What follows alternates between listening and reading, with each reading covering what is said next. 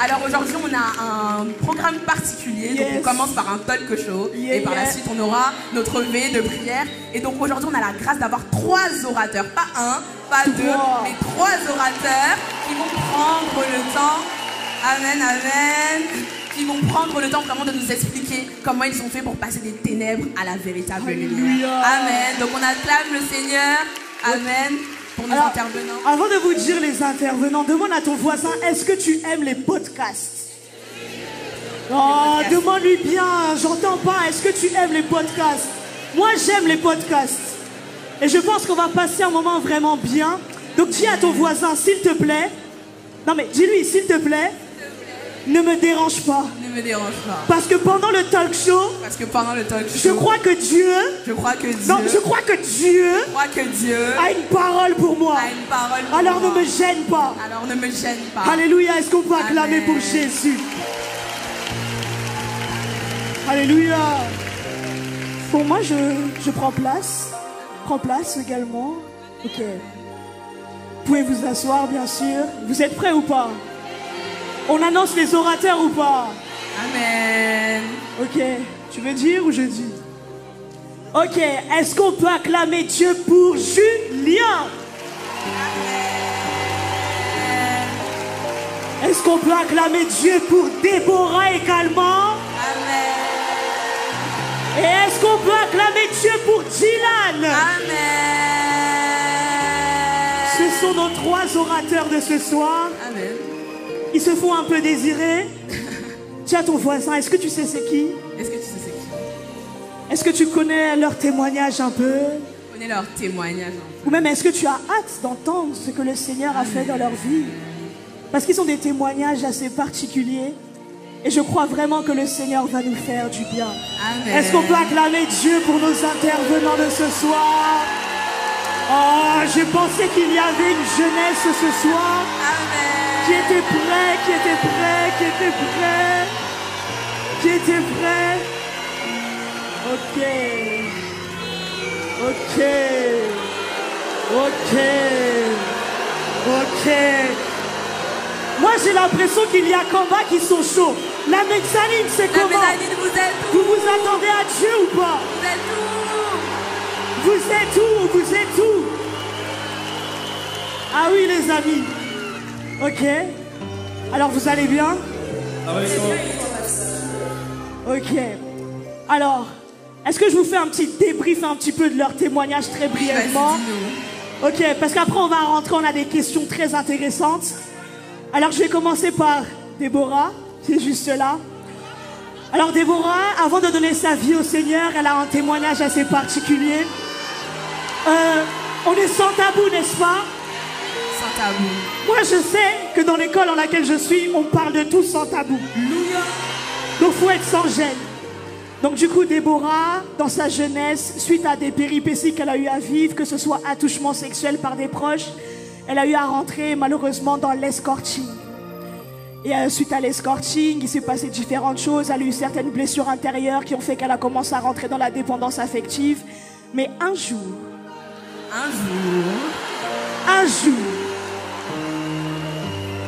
l'amour de sa vie est entré. Alléluia. Et l'amour de sa vie a changé son passé.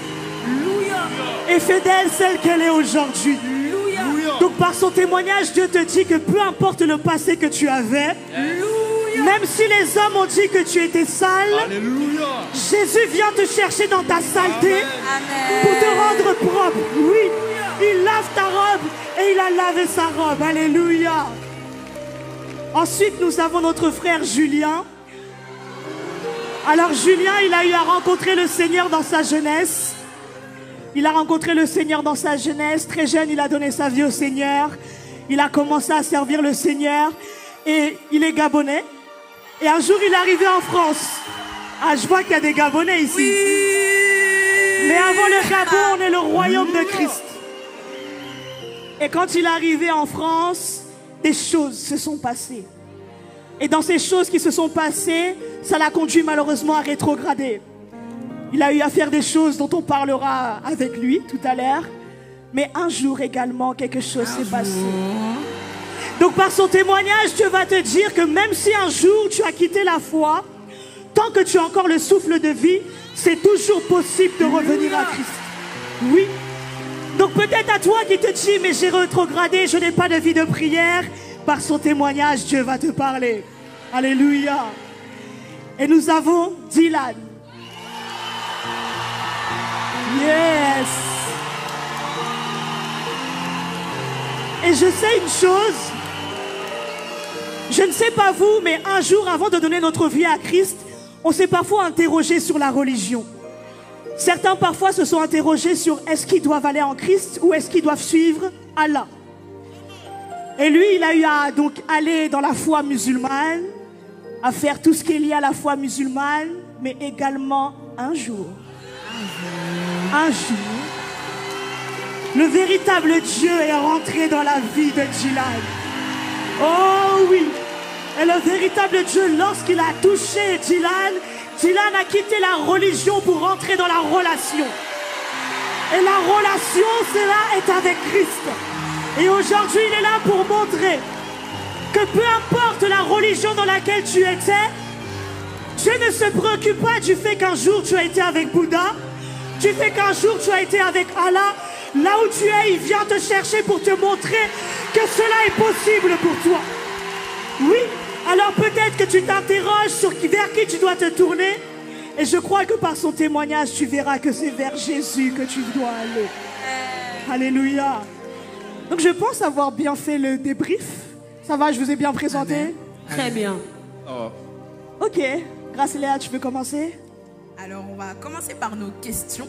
On Yes. en a plein. On s'est vraiment questionné sur vos témoignages parce qu'on bénit Dieu pour ce qu'il y avait. Mais je pense qu'il y a beaucoup de personnes dans la salle qui se demandent mais comment est-ce qu'on fait en fait? Comment est-ce qu'on passe véritablement des ténèbres à la lumière? Yes. Donc, on va prendre le temps de répondre aux questions. Donc, on va commencer par toi, Pasteur Déborah. On s'est demandé qu'est-ce qui t'a... Amen, amen, amen. On s'est posé la question de savoir en fait qu'est-ce qui t'a poussé dans la vie d'escorte. Est-ce que c'est l'entourage? Est-ce que c'est une situation particulière? Est-ce qu'il y a un événement T qui s'est passé et qui a fait que tu es allé dans cette vie-là? Ok. Est-ce que je peux parler? Parle. Ok. Sans tabou. Sans tabou, on a dit, hein? Personne ne va te juger ici. Dis tout, dis tout. Alors la chose qu'il faut savoir, c'est que j'ai été abusée sexuellement quand j'étais jeune par un de mes proches. Et ça a comme déclenché un désir sexuel en moi. Ça fait que très tôt, j'ai eu à tomber dans tout ce qui est la pornographie, la masturbation et la vie de débauche aussi également. Par la suite, vous savez, on est rentré un peu dans une époque où il y avait le logo Bi, les pulls bébé Milo. Qui se souvient de ça? Les feuillous. Ben oui. Sissika. Arrêtez, je vous vois. Oui, je vous vois. Certains, vous tapez votre dernier logo Bi, je vous vois. Donc, j'ai eu à rentrer dans tout ça et je voyais que mes copines avaient de l'argent et moi, ma mère, elle refusait de me donner de l'argent pour acheter ce genre de choses. Elle me disait, ouais, tes vêtements de Fatou flingués, là. Parce que moi, je voulais les bottes de cheval, les chaussons de la gymnastique. Donc, ça fait que, à force de convoiter, à force de désirer ce que les autres avaient et que moi, je n'avais pas, bah, j'ai tout simplement eu ce désir de pouvoir acheter ces choses-là. Et c'est comme ça que la pensée, déjà, elle a eu à venir.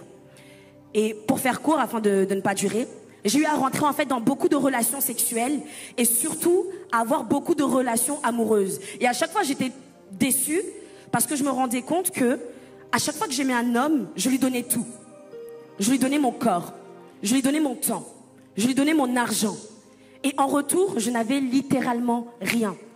Et au bout d'un certain moment, je me suis dit, mais si je donne autant de choses et que je ne reçois rien, autant en fait me donner pour recevoir de l'argent. Et c'est comme ça que du coup, je suis rentrée dans le milieu de l'escorting. Waouh, merci pour ta sincérité. Amen. Amen. Ça vous fait du bien un peu cette sincérité ou pas? Ok. Alors du coup, moi j'ai une question pour Dylan. Et je voudrais savoir, qu'est-ce qui t'a introduit dans l'islam?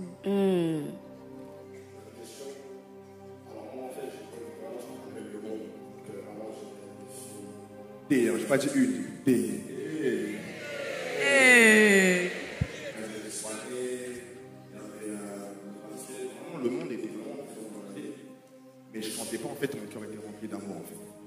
Et je rentre chez moi le soir, tu dors, mais tu te demandes, mais pourquoi tu existes en fait? Le lendemain, tu repars dans ta vie, tu vas à l'école, tu pars parler à des filles, tu pars au basket, tu écoutes de la musique, tu rentres, tu dors et tu te demandes, mais tu m'as créé pour ça en fait, tu vois. En fait, c'est comme si une voix m'a dit, ce que tu désires, c'est Dieu. Et moi, je connaissais pas ce Dieu que Bakem parlait. Pour moi, Dieu, c'était Dieu, quoi, tu vois. Et quand je regardais du coup mes amis qui étaient chrétiens, mes amis qui étaient catholiques, bah en fait, ils me donnaient pas envie de connaître Dieu, quoi. J'étais en mode, en vrai, bah vous et moi, c'est pareil, quoi, tu vois. Et du coup, je suis parti vers l'islam, du coup. Et même dans l'islam, en fait, je regardais, je priais, j'invoquais un Dieu, mais en moi, il y avait rien qui changeait, en fait, tu vois. J'avais une nouvelle coutume, des nouveaux habits, des nouveaux amis, mais l'intérieur était le même. Et le soir, je me suis demandé, mais si vraiment j'ai connu Dieu, le vrai Dieu, normalement, je dois changer. Normalement, je dois arrêter ce que je faisais avant. Mais ça avait même empiré, en fait. Et du coup, je m'étais converti à l'islam, mais le même moi est à l'intérieur, les mêmes péchés, les mêmes colères, les mêmes impudicités. Et je me suis dit, mais en vérité, c'est pas le vrai Dieu, quoi. Et je commençais à me dire, en vrai, s'il n'y a pas Dieu, si c'est pas ce Dieu-là et que c'est pas le Dieu des catholiques, bah en fait, c'est qui? C'est Bouddha, c'est qui, en fait? Et du coup, je commençais un peu à tomber en dépression. Et voilà, un peu, c'est comme ça. Wow. Donc en fait, tu cherchais un recours, mais quand tu es rentré dans l'islam, au lieu que ça change les choses, ça t'a encore plus enfoncé. Exactement. Je priais beaucoup, les cinq prières, je partais à la mosquée, j'étais assidu, j'étais vraiment un vrai musulman, quoi, tu vois. Mais en vérité, c'est que l'intérieur n'avait pas changé, et ça empirait le gouffre en moi, et je me disais, mais si Dieu n'est pas là, en fait, bah, je peux rien faire, en fait. T'avais changé de prénom? Ouais, je m'appelle Jamal carrément, c'est une dinguerie. En vrai, wow. En vrai, pour l'anecdote, c'est parce qu'en fait, j'aimais trop Empire. Et dans Empire, il y avait Jamal, tu vois. Ah ouais, on voit ceux qui regardaient ça. Hein. Ah, on vous a cramé. Hein. Ok, intéressant. On revient sur ton témoignage après. Ok, tu veux poser la question? Alors Julien, toujours dans cette introduction un peu du témoignage, comment est-ce que toi, ça s'est passé? Tu as dit que tu avais rétrogradé. En fait, quel événement s'est passé pour que tu en arrives jusque-là? Alors moi, en fait, alléluia. Amen. En fait, moi, j'ai toujours eu honte de la vie chrétienne. C'est-à-dire que j'étais chrétien, mais j'avais honte de ce qui faisait ma force. Je vais prendre un exemple tout bête. On peut parler? Comment? Alléluia. Comment? Et moi, je vais dire la vérité. Moi, j'avais honte d'être puceau. Alléluia. T'avais honte d'être quoi? Non, on n'a pas entendu. J'avais honte d'être puceau. J'avais honte d'être puceau. Et ça fait, en fait, j'étais avec des amis. J'ai été enseigné dans la foi, j'ai marché dans la foi, mais j'avais ce vide-là, j'avais cette honte. Je voulais faire comme les autres, en fait. Je voulais copier les autres. Je voyais certains, ils avaient des copines, etc. Et j'ai toujours voulu les imiter. Ça faisait, on avait des débats au quartier, etc. Moi, je parlais des choses que je ne connaissais même pas. Il était ce genre de comédien. Un comédien. Il y a toujours un pote comme ça, il fait genre, il fait des choses alors qu'en vrai, il n'a rien fait. Exactement. Les amis, ils parlaient de filles, ils parlaient de soirées. Je connaissais rien de tout ça. Je connaissais pas les boîtes de nuit, mais je voulais imiter les autres. Je voulais copier les autres. Et c'est vraiment ça qui m'a poussé à un jour, un de mes amis m'a proposé d'aller en soirée. Et j'ai voulu faire comme les autres. J'ai commencé à aller. Ça a commencé par des petits trucs. J'ai commencé à boire un peu. Et au fur et à mesure, voilà, je me suis retrouvé à organiser des soirées, etc. Dans l'impudicité. Voilà. Ok. Moi, j'ai une question pour toi. Parce que tu as connu le Seigneur dans ta jeunesse. Donc ça veut dire ta famille aussi connaissait déjà le Christ. Comment est-ce qu'ils ont réagi lorsque du coup tu as commencé à rentrer dans la rétrogradation? Est-ce que même ils s'en sont rendus compte vu que du coup ils n'étaient pas avec toi? Non. Carrément, ils ne s'en sont pas rendus compte. Mon père, quand il a vu mon témoignage, il était choqué. En fait, il m'a toujours idéalisé, il m'a vu comme un bon fils. Il s'est dit, j'ai envoyé mon fils, il fait ses études en France, etc. Mais il ne savait pas que j'avais totalement rétrogradé. Et lorsqu'il a su ça, il était totalement choqué un peu. Waouh, ok. Intéressant. Ça montre vraiment en fait que des fois, même si en gros on a grandi dans une famille chrétienne, on ne doit pas en gros, comment ça s'appelle? On ne doit pas laisser, si je puis dire, l'influence autour de nous, mais réellement en fait avoir cette rencontre avec notre identité. Parce que tu as eu à dire que tu étais en Christ, mais tu avais honte d'être chrétien. Et le fait même d'avoir honte d'être chrétien, ça veut dire en vérité tu connaissais même pas ton identité. Parce que si tu connais ton identité, comment est-ce que tu peux avoir honte? Moi, j'ai pas honte. Amen. Je suis fière d'être en Christ. Alléluia. Est-ce qu'il y a un jeune qui est fier d'être en Christ en ce lieu? N'aie jamais honte d'être en Christ. Même si on t'insulte, peu importe, on a qu'à m'insulter pour Christ. Moi, je sais que si je meurs, je sais où je vais. Donc soyons fiers de notre identité.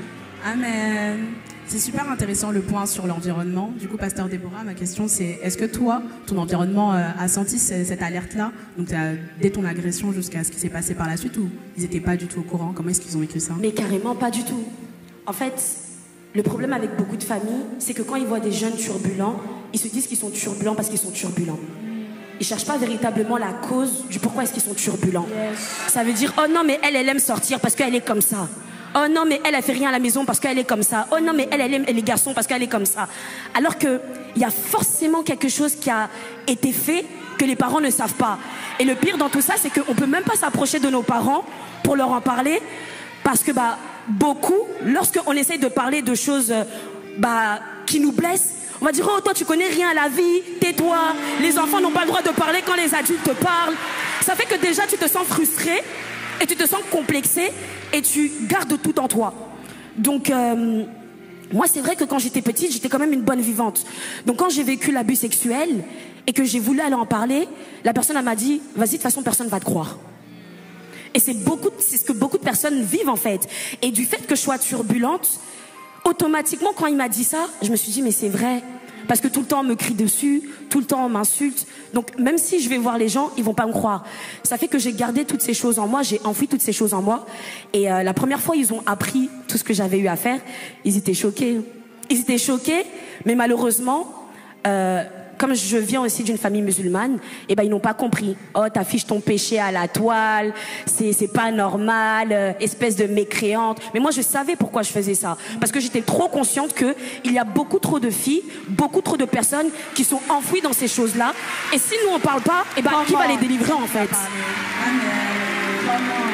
Et encore une fois, ça revient aussi au fait de ne pas avoir honte de son témoignage. Exactement, c'est ça. Parce qu'on est sauvé pour sauver. C'est clairement ça. Alléluia. Dylan, la question que j'ai pour toi, c'est comment est-ce que du coup ta famille a réagi lorsque tu as donné ta vie à l'islam? Ma mère, elle a pété un câble. Ma mère, elle est camerounaise, donc tu connais déjà. Ma mère, elle a pété un câble et tout. Et en fait, ma mère, elle ne connaissait pas encore Dieu à l'époque. Maintenant, elle est en Christ par la grâce de Dieu. Amen. Mais, amen, amen. Alléluia. Mais du coup, à l'époque, elle ne le connaissait pas. Et du coup, en fait, elle était désemparée. Elle criait, mais pourquoi t'as fait ça? Enfin, en fait, elle était sans armes. Elle ne connaissait pas la prière, en fait. Du coup, elle était vraiment elle était triste, en fait, tout simplement.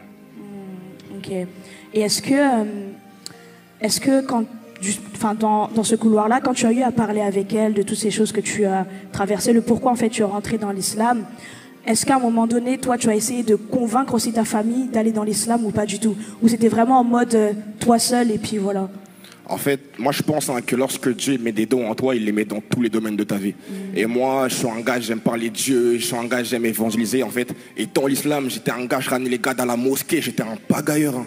Ah ouais, je ramenais tous les gars à la mosquée, j'ai ramené peut-être 4 personnes dans l'islam, je crois, tu vois. Et vraiment. Excuse-moi, toi t'allais en soirée, t'emmenais les gens en soirée, hein. T'es pas mieux, hein. Ah oui. Donc ouais, je voulais vraiment que les gens connaissent ce que moi j'avais connu en fait.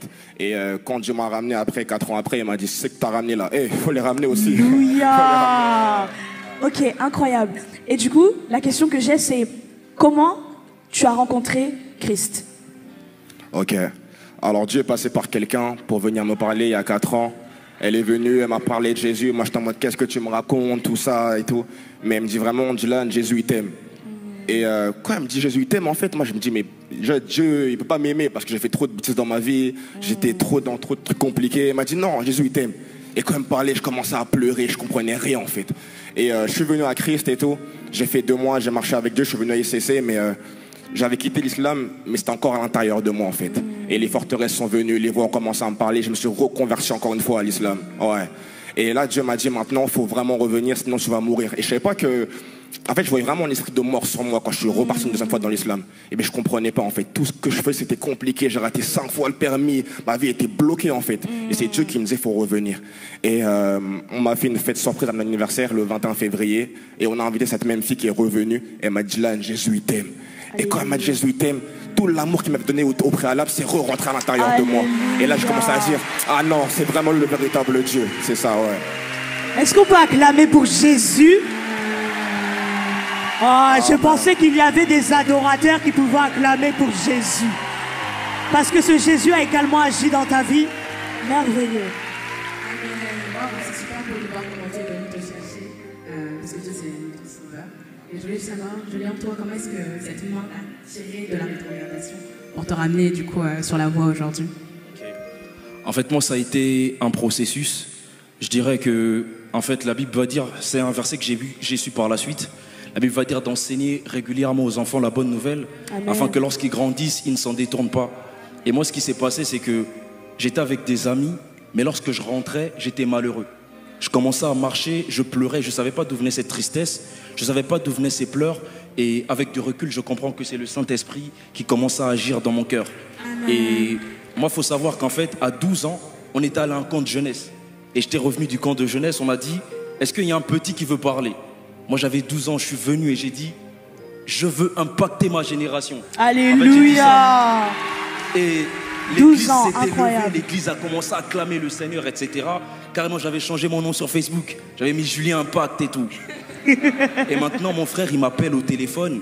Il me dit, est-ce que tu te souviens comment tu avais dit, tu vas impacter? Et lorsqu'il m'a dit ça, j'étais dans ma chambre avec ma copine à l'époque. Et lorsqu'il m'a dit ça, j'ai commencé à pleurer. J'ai pris mes affaires, voilà. J'ai dit à la fille, excuse-moi, je t'ai fait du mal, etc. Non, je dis la vérité. J'ai pleuré, je suis sorti. Après, voilà, je dis pas que lorsque je suis sorti, j'ai totalement abandonné. Je suis revenu encore plus d'une fois. Ça a été un processus. Et par la grâce de Dieu, le Seigneur ne m'a jamais abandonné. En fait, mais c'est de là que ça a commencé, en fait. Ça a été un processus, voilà, c'est ce que je peux dire. Et durant ce processus, où tu as eu des fois à te relever, à retomber, comment est-ce que tu te sentais? Est-ce que tu avais une culpabilité? Est-ce que tu avais l'impression que Dieu ne t'aimait plus? Parce que je pense qu'il y a des personnes à qui c'est déjà arrivé de rétrograder et qui, à force de rétrograder, se disent que Dieu a tiré un trait pour eux, tu vois. Donc, comment est-ce que toi, tu te sentais dans ce mood-là? À chaque fois que tu retombais, est-ce que tu te disais, là, ça y est, c'est KO, ou tu avais toujours un peu d'espoir? Ok. En fait, lorsque je retombais, mes amis me disaient, hé mon gars, toi tu vas à l'église, mais alors que tu viens avec nous. C'est bon, laisse tomber et viens seulement continuellement. Et je me suis rendu compte d'une chose, le fait d'être avec eux ne changeait rien. Et ce que moi je me suis dit dans mon cœur, Seigneur, je veux persévérer dans l'église, je vais rester à l'église et je vais rester là-bas jusqu'à ce que je change. Jusqu'à ce que je change, je veux rester là-bas. Non, faut appuyer le point sur l'église, parce qu'il y a des gens, ils aiment fuir l'église. Ils n'ont pas entendu. Donc faut bien redire le point sur l'église, parce qu'il y a beaucoup de chrétiens aujourd'hui, ils pensent qu'ils peuvent être là sans église locale, or que l'église locale est tellement importante dans la vie d'un chrétien. Oui, tu peux pas dire être en Christ et tu n'as pas d'église locale. Donc, pardon, Julien, il faut rappuyer ce point. Alléluia. Non, déjà, je rends gloire à Dieu pour mon église MFD, que le Seigneur a puissamment utilisé pour me ramener à Jésus. Alléluia. Et en fait, lorsque j'ai rétrogradé, je me souviens, une fois, j'avais fui une veillée de prière carrément. Vous qui fuyez les programmes de l'église. J'étais avec mes frères, on s'est dit, ce soir, on s'attend à Dieu. On avait jeûné, moi j'étais à la gare. Les gars, ils me disent, ce soir, on s'attend à Dieu. Moi j'étais à la gare, je fuyais. La responsable des MDA, la responsable de ceux qui servent, elle m'envoie un message. Je ferme mon téléphone. Et lorsque j'arrive à l'église, l'homme de Dieu, il a prêché sur la puissance du choix. Et ce jour-là, j'ai fait le choix de marcher avec Jésus. J'ai dit, plus jamais je retourne dans le monde. Plus jamais. Alléluia. Et je suis allé me confesser, j'ai parlé au pasteur, on m'a soutenu, on m'a encouragé, personne ne m'a jugé. Et jusqu'aujourd'hui, je suis là par la grâce de Dieu. Et voilà, je rends gloire au Seigneur tout simplement. Amen. En tout cas, on est vraiment bénis par le message sur l'église locale. Amen. Déborah, toi de ton côté, est-ce que l'église a eu un rôle à jouer dans ce cheminement ou pas du tout? Comment ça s'est passé? Alors j'ai pas compris, est-ce que tu peux répéter? Je disais, est-ce que l'église locale, donc avec tes frères, tes sœurs, les messages qui t'ont été enseignés, ont joué un rôle dans ton processus pour sortir de tout ce que mais totalement. Je sais que aujourd'hui, ce que je suis et ce que je deviens, c'est par la grâce de Dieu, mais c'est par l'investissement de l'église locale. En fait, ce que j'aime dire souvent, c'est que je suis un produit brut de l'église locale. j'ai vraiment beaucoup manqué d'amour dans mon enfance, que ce soit du côté paternel, du côté maternel. J'ai vraiment été rejetée. En fait, je pense que je ne dirais pas que ma famille ne m'aimait pas. Ma famille m'aimait, mais ils m'aimaient à leur manière. Et du coup, je ne me sentais pas forcément aimée. Et lorsque je suis arrivée à l'église, déjà j'étais fraîchement païenne. Donc je me maquillais comme du n'importe quoi. Un jour, je suis partie en évangélisation, j'avais du rouge sur mes yeux. Et l'apôtre, mon père, il m'a dit, mais qu'est-ce que tu fais? C'est quoi ça? Il m'a dit, bon, c'est pas grave ma fille, on va aller gagner des âmes. Amen. Et surtout l'épisode que j'aime raconter qui m'a vivement touchée, c'est que lorsque j'ai rencontré Christ, j'étais enceinte pour la 2e fois. Donc la première fois, j'avais déjà eu un enfant que j'ai gardé. Et la 2e fois, je voulais avorter en fait. Et je venais comme ça à l'église et la pensée venait parce que j'avais rencontré Jésus, mais j'étais encore dans ce mood où j'abandonnais encore certaines choses de ma vie. Et je me disais, mais je fais quoi? Je garde ou je laisse? Je garde ou je laisse? Et il y a quelque chose en moi, le Saint-Esprit, qui me poussait en fait à en parler à Pasteur Laurine. Et du coup, je lui ai envoyé un message, je lui ai dit, je vais faire une bêtise, mais je t'en parle quand j'ai fini. Et elle m'a dit, mais qu'est-ce que tu racontes? Et elle a commencé à m'appeler, mais je répondais pas. Et je me suis dit, non, je peux pas garder cet enfant. Et du coup, je suis partie en fait tout simplement à l'hôpital pour avorter, surtout que le frère dont j'étais tombée enceinte, son église me persécutait. Ouais, son église me persécutait. Et donc du coup, je suis partie faire les démarches pour avorter. J'ai commencé à tout simplement faire les démarches pour avorter. Et je suis rentrée dans le processus d'avortement. Et lorsque je suis rentrée dans cela, j'ai commencé à sentir une forte culpabilité. J'ai rallumé mon téléphone et j'ai vu plusieurs appels manqués de Pasteur Laurine et je l'ai rappelé. Et du coup, elle m'a dit, Déborah, t'as fait quoi? Je lui ai dit, maman, j'ai avorté. Et j'avais pris la pilule en fait justement pour aller avorter. Après, elle m'a dit, Dieu te juge pas, Dieu ne te condamne pas, il t'aime quand même. Et en fait, je devais retourner à l'hôpital pour faire d'autres choses. Je ne vais pas rentrer en profondeur parce que c'est pas du tout l'objectif. Et du coup, ils m'ont dit, qui va t'accompagner à l'hôpital? J'ai dit, je sais pas, je vais voir avec une amie. Et ce qu'ils ont fait, ça m'a profondément touchée parce qu'ils m'ont dit, appelle personne, nous on va venir. Et je me suis dit, mais quel berger va se déplacer de chez lui, de chez eux, pour accompagner en fait sa brebis et la tirer de la boue. Et à partir de ce moment-là, je me suis dit, non, il faut que je suive véritablement Christ et il faut que je les suive et que je reste accrochée à l'église parce que là où les hommes auraient pu me juger, me condamner, me rejeter, même m'abandonner, eux ils ne m'ont pas abandonné en fait et ils m'ont aidé quelque part à pouvoir persévérer en Christ. Donc l'église locale a joué un très très grand rôle dans ma vie chrétienne. Amen. Amen. Dis à ton voisin, qui te connaît? Non, demande-lui bien, qui te connaît? Parce que là, on est en train de parler de l'importance de l'église locale et on voit que pour cela, il faut que toi aussi, tu puisses aller vers les gens. Parce que souvent, certains vont se dire, oui, mais moi, je viens à l'église, on ne me calcule pas. Mais est-ce que toi, tu vas vers les gens? L'église locale a tellement d'importance dans la vie d'un chrétien. Donc, mon frère, ma soeur, je ne sais pas pour qui ce point était, mais assurément, il était pour quelqu'un. Alléluia. Et la question que j'ai pour toi, Dylan, c'est quels sont les défis que tu as eu à rencontrer une fois que tu es arrivé en Christ du coup? Ok, je dirais c'est les persécutions. Parce que comme j'ai dit au préalable, moi je parlais beaucoup de Jésus après ma conversion. Genre vraiment, je partais dans les mosquées, devant les mosquées, je mélangeais tout, ouais, je mélangeais tout. Et en fait, il y avait des groupes qui ont été faits, des groupes avec des gens islamistes en fait pour me tuer en fait. Wow. Ouais. Et du coup, ça appelait ma mère, on va tuer ton fils, ça m'appelait, on va tuer ta mère, ta soeur, ça m'appelait genre tous les jours en fait. Au bon, je sortais plus de chez moi en fait. Au début de ma conversion, je sortais plus de chez moi. Et Dieu m'a dit, ouvre ma parole, et il y a que des apôtres. Et je lisais la vie de Pierre, la vie de Paul. J'étais en mode, en fait, c'est ce que je suis en train de vivre en fait. En fait, moi j'ai appris la Bible dans les combats en fait. Je me lève le matin, ça m'appelle, ça me persécute, j'ouvre la Bible, je vois si je suis en train de vivre ça. Je me dis, mais en fait, et je suis mortel en fait. Ouais. Et L'importance d'être dans les Écritures. Donc moi j'ai appris la parole dans les persécutions comme ça. Et après la grâce a fait que ceux qui m'ont persécuté m'ont rappelé peut-être 5-6 mois après pour me dire qu'ils demandaient pardon. Que moi je priais pour eux en fait, je priais pour eux. Et je demandais vraiment à Dieu qu'il touche leur cœur, que Dieu leur donne son amour comme moi il m'a donné son amour. Ils m'ont appelé 6 mois après pour me demander, pas nous tu parles en langue, ça veut dire quoi ça? Des trucs incompréhensibles genre, tu vois. Et apparemment, il y en a un qui a donné sa vie à Jésus. Apparemment, je le connais pas, mais... Wow. Moi, j'ai une question, parce que là, tu soulèves un point très intéressant par rapport à la persécution. C'est comment est-ce que tu as fait pour garder ton cœur vis-à-vis de ça? Parce que souvent, les personnes, quand ils sont persécutés, ils commencent à avoir la haine et autres. Or que toi, tu dis que tu as eu à prier pour ces personnes, justement, qui te persécutaient. Donc, quelles sont les choses que tu as pu faire ou mettre en place et que tu pourrais dire à une personne qui peut-être se fait persécuter par sa famille ou son entourage? Il faut lire la parole. Hein. La Bible te dit, prie pour ceux qui te persécutent. Moi, j'ai lu, j'ai pratiqué, j'ai vu le fruit de la parole. Donc, il faut lire la parole. Hein. Désolé. Non, désolé. Terre à terre, lis la parole. Dis à ton voisin, lis la parole. Lis la parole. Oh, mais dis-lui bien, dis-lui bien. Lis la parole, lis la parole. Amen. Du coup, toujours dans les conseils qu'on peut donner à quelqu'un ce soir, toi, Julien, quand tu t'es senti rétrogradé, etc., comment est-ce que tu t'es senti et qu'est-ce que tu aimerais partager à quelqu'un aujourd'hui qui est peut-être dans cette étape où il se questionne, il a des doutes à l'intérieur? Qu'est-ce que tu pourrais, toi, partager de ton expérience personnelle? Okay. Moi, ce que je voudrais déjà dire, c'est que l'amour de Dieu, en fait, ne change pas. Alléluia.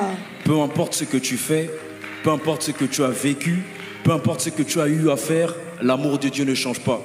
Et moi, vraiment, ce qui m'a touché, c'est l'œuvre de la croix, en fait. C'est l'œuvre de la croix qui m'a touché. Et l'une des compréhensions personnelles que j'ai eues, c'est que lorsque Jésus a pleuré, il n'a pas seulement pleuré à cause de lui, mais il a pleuré à cause de moi. Amen. En réalité, des gens ils me disaient, mais toi, tu as servi Dieu, comment tu peux te retrouver dans cette situation? Et carrément, une personne m'avait envoyé un message un jour pour me dire, hey, toi, pour toi, là, il n'y a plus de salut. Et ce que j'aime avec Dieu, c'est que lui n'avait pas dit son dernier mot, en fait. Alléluia. Donc je dirais à quelqu'un, persévère, persévère, Jésus t'aime, n'abandonne pas. Peu importe ce que les hommes disent de toi, peu importe ce que tu as eu à faire, Jésus t'aime. Moi, je l'ai mis en pratique et voilà, je suis là aujourd'hui. Ah, amen. Donc on se rend compte que lire sa Bible, c'est véritablement important dans la marche d'un chrétien. C'est basique, mais souvent on passe à côté de la méditation. Donc franchement, on encourage quelqu'un à reprendre sa Bible papier. Alléluia. Et Déborah, j'ai une question pour toi. Moi, je connais un peu ton témoignage. Est-ce qu'il y a eu des périodes où les personnes qui t'ont connu avant dans l'escorting, maintenant que tu es arrivé en Christ, t'ont déjà persécuté par rapport à ton témoignage? Et si oui, comment est-ce que tu as eu à réagir face à ça? Parce que tu as vécu des persécutions quand même. Alors, j'ai vécu des persécutions, mais c'était pas des persécutions des personnes que j'ai eu à connaître en fait dans le milieu de l'escorting. C'était plus des persécutions des personnes sur les réseaux sociaux lorsque je partageais mon témoignage. Dans le sens où elles allaient me dire non mais Dieu t'a pardonné, nous on pardonne pas. Ou en gros on peut aller sans tabou. Comment? Ok. Ou en gros une chouangasse reste une chouangasse. Donc c'était vraiment en fait ce type de persécution là que je pouvais rencontrer. Mais j'étais beaucoup trop consciente que c'est pas ce que eux disent qui me définissent, mais c'est ce que Jésus dit qui me définit.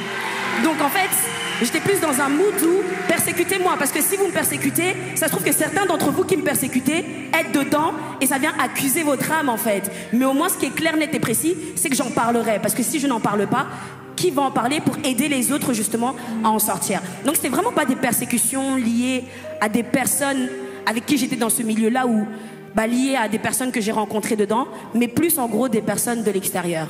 Ok. Et qu'est-ce que tu dirais à une personne, alors deux choses, qu'est-ce que tu dirais à une personne qui est à la fois persécutée sur les réseaux sociaux, mais également à une personne qui peut-être, elle soit dans le péché sexuel, dans l'immoralité sexuelle, qu'est-ce que tu lui dirais aujourd'hui, ou que même dans l'escorting, qu'est-ce que tu lui dirais? Ok. Alors premièrement, pour les personnes qui sont persécutées sur les réseaux sociaux, je leur dirais persévère. Amen. Persévère et ne regarde pas ce que les gens disent. Parce que si Christ a été persécuté, nous serons aussi persécutés.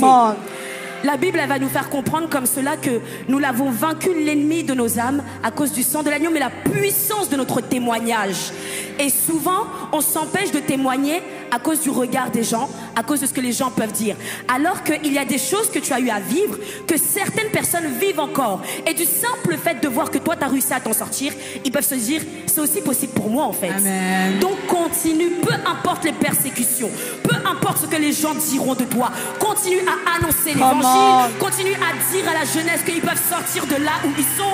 Continue à dire à des personnes que ce n'est pas ce qu'ils sont qui les définissent, afin que Christ soit glorifié et que d'autres personnes puissent être sauvées au travers de ton témoignage. Premièrement. secondement, quelle était la deuxième question? C'était une personne qui est dans le même témoignage que toi, soit dans l'escorting ou qui est dans le péché sexuel. Qu'est-ce que tu dirais comme parole d'encouragement à cette personne? Ok. Alors, ce que je dirais, c'est que ton passé ne détermine pas ton futur. Comment? Ça, c'est clair, net et précis. Je pense que c'est vraiment une chose...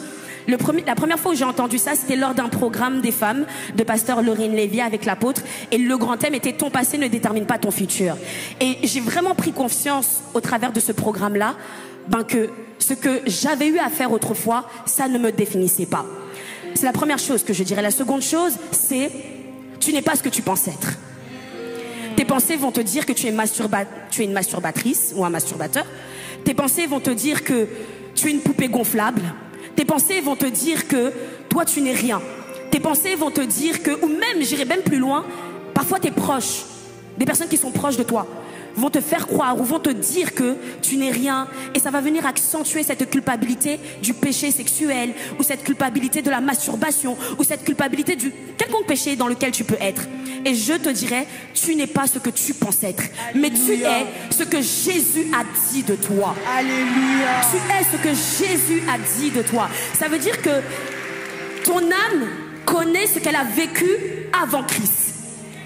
Mais tu dois atteindre cette dimension et cette pensée où la Bible va dire que je diminue et que je croîte. En grosso modo, tu dois faire taire ton âme et rentrer dans ce que Christ t'a défini. Alléluia. Et Christ te définit comme lui. La Bible va dire si je vis, ce n'est plus moi qui vis, mais c'est Christ qui vit en moi. Ça veut dire que ce n'est plus toi qui vis. Ce n'est plus la masturbatrice qui vit. Ce n'est plus la fille facile qui vit. Ce n'est plus le drogué qui vit. Mais c'est Christ qui vit en toi.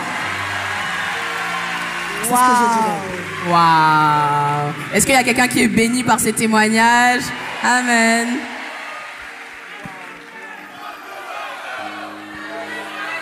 Waouh! Puissant message. Ok. Est-ce qu'il y a des missionnaires en ce lieu?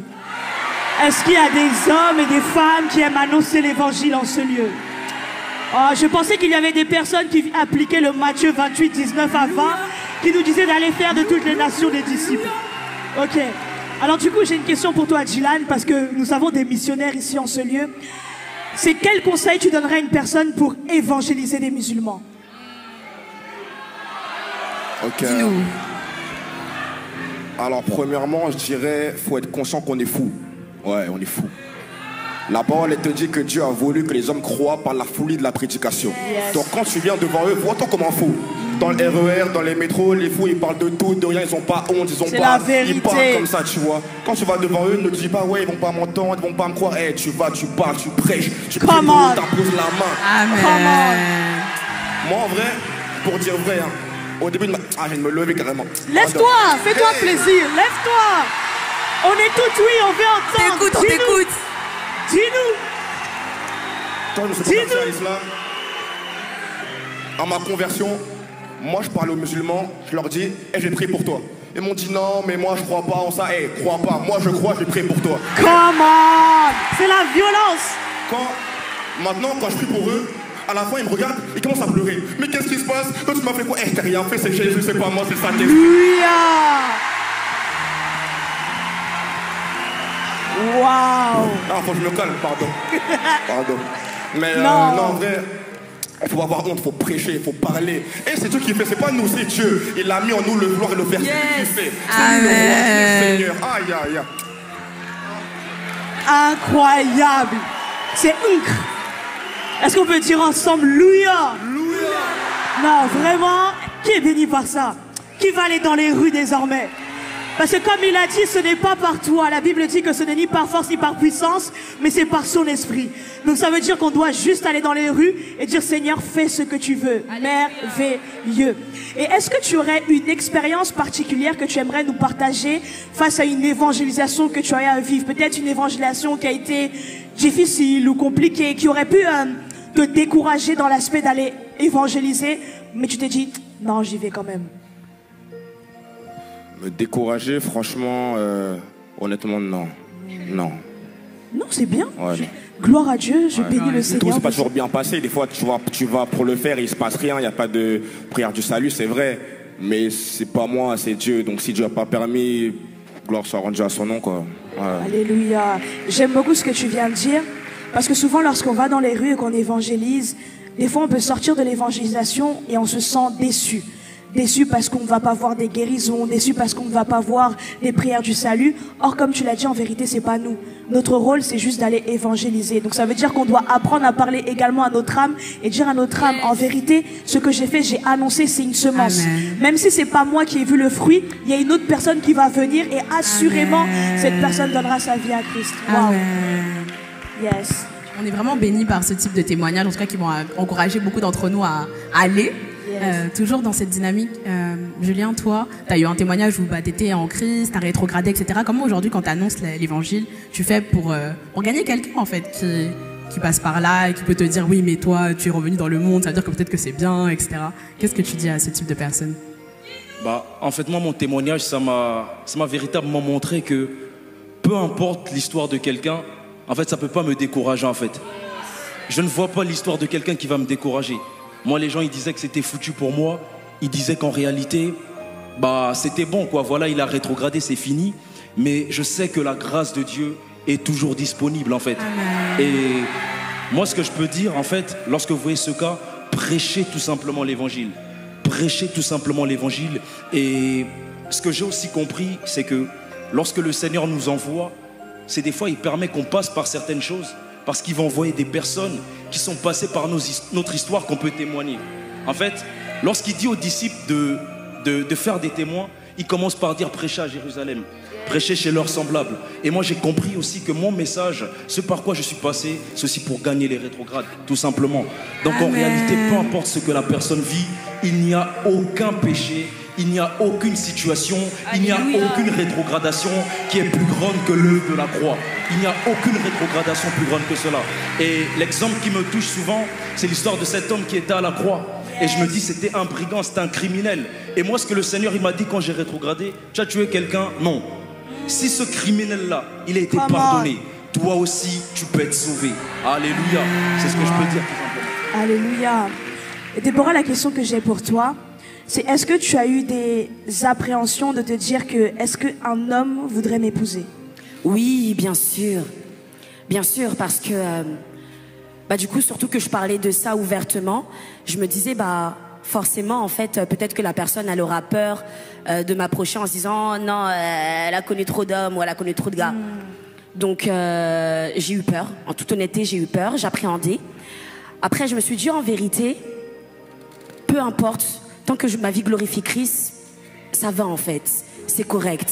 Donc c'est vraiment le système de pensée que j'avais et je ne pensais vraiment pas que j'aurais pu plaire à des personnes ou sinon je me disais que les personnes qui m'approcheraient, donc les hommes qui m'approcheront pour ce côté sexuel, m'approcheront à cause de mon corps ou vont m'approcher à cause de mon témoignage et Dieu a fait grâce. Alléluia. Amen. Dieu a fait grâce. Donc, lorsque j'ai eu à rencontrer mon conjoint dans l'église locale. Comment? Dans l'église locale. Dans l'église locale. Tu vas chercher trop loin, pourquoi? Tu vas chercher sur Instagram, pourquoi? Tu vas chercher sur TikTok, pourquoi? C'est dans l'église locale. Dis à ta soeur, dans l'église locale. Dans l'église locale. Oui, dis bien à ton frère, dans l'église locale. Merci là-bas. Donc, j'ai rencontré mon conjoint dans l'église locale. Et mon père, il nous a fait une petite passe D. Et lorsque on a eu à se fréquenter, je voulais pas lui cacher mon témoignage, donc j'ai eu à lui en parler justement. Et je lui ai posé une seule question. Je lui ai dit, si jamais, lorsque nous sommes mariés ou que nous sommes dans la période de fiançailles, on rencontre une personne que j'ai eu à connaître dans le milieu de l'escorting et que c'est une personne de ta famille, tu fais quoi? Waouh, puissante question. Puissante question. Je lui ai dit, tu fais quoi? Et pour moi, en fait, sa réponse allait être décisive. Et la réponse qu'il a donnée, aïe! Come on! Dis-nous, on veut savoir. Il a eu à me dire, peu importe, c'est ton passé, Christ te définit par ça. Ça, c'est un homme qui connaît son identité en plus. Amen.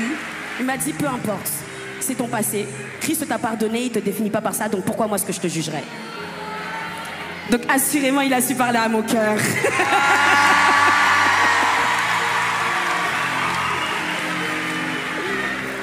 Amen, amen. Dylan, moi j'ai une question, voilà, 4-5 ans plus tard. Quel a été selon toi l'élément le plus important de ta conversion? Genre quand tu analyses ton témoignage dans son ensemble. Ok, a posteriori, je dirais que c'est l'intercession. Pour faire très simple, il y a un an, c'était en juin 2023, Dieu me dit, va parler de ton témoignage. Il s'appelle Issa, c'est un ami à moi, on avait grandi ensemble, il avait 17 ans. Donc il me dit, va lui parler, il va croire en ce que tu vas dire. Et moi j'étais en mode, ok, bah, quand on se verra dans la rue, je lui parlerai. Et là je suis occupé, Seigneur a beaucoup de trucs à l'église, j'étais vraiment occupé, donc j'étais en mode, je vais le faire plus tard.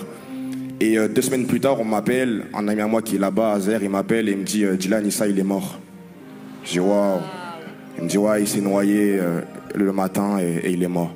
Et quand il me dit ça, en fait, je me mets à pleurer, parce que je me dis qu'en fait, j'ai loupé une âme que Dieu voulait sauver, quoi.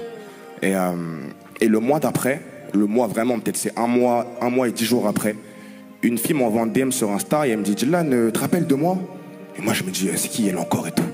Et elle me dit, on était ensemble en première et en terminale, etc. Et elle me dit, j'ai vu ton témoignage sur YouTube, j'ai vu que tu as accepté Jésus et je suis trop content. Et moi, comme ça m'interpelle, donc je l'appelle. Et elle me dit, en fait, qu'en terminale, Dieu lui avait dit que j'allais me convertir à l'islam et qu'il fallait qu'elle prie pour moi. Et en fait, elle me dit qu'elle a prié pour moi, pour que je me convertisse, tout ça. Elle a prié, elle a prié, elle a prié. Et en fait, quand elle me dit ça, bah, forcément, je suis content, mais je me dis, en fait, ce qu'elle a fait, moi, je ne l'ai pas fait, en fait. Et si elle ne l'aurait pas fait, moi, je ne serais pas là aujourd'hui. Je sais que je ne serais pas là, je serais mort, en fait. Et ouais, l'intercession. Et moi, la question que je vous pose aujourd'hui, c'est... Quand Dieu te dit parle à ton travail de ce que tu vis à l'église, quand il te dit de parler de Jésus, est-ce que tu le fais, en fait, tu vois? Est-ce que tu le fais? Souvent, on se dit, ouais, mais... mais Seigneur, je suis trop timide. Ah, mais Seigneur, si. Ah, mais ça. Mais en fait, les gens, ils meurent dehors, tu vois? Et en fait... des gens comme moi, comme nous qui sommes là, on est là, on a accepté Jésus, on rend grâce à Dieu. Mais il y a combien de Issa comme mon pote qui est mort dans la rue, on ne sait même pas, on ne sait pas, tu vois. Et faut prier. Dieu a dit demandez-moi les nations, je donnerai les nations. Amen. Et c'est pas des blagues, Dieu les donne vraiment à ceux qui demandent. Et c'est l'intercession. Incroyable. Donc comme quoi ça nous montre qu'en tant que chrétien, on doit davantage prendre nos responsabilités. Et surtout que quand on parle d'intercession, c'est pas prier une fois.